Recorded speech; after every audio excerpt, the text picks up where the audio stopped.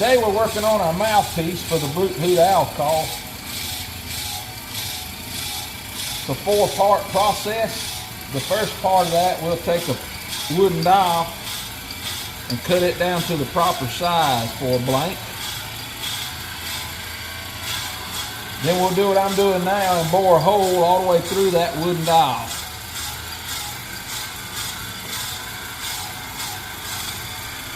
We'll then take that same mouthpiece and neck down one side of it so it'll go into our barrel.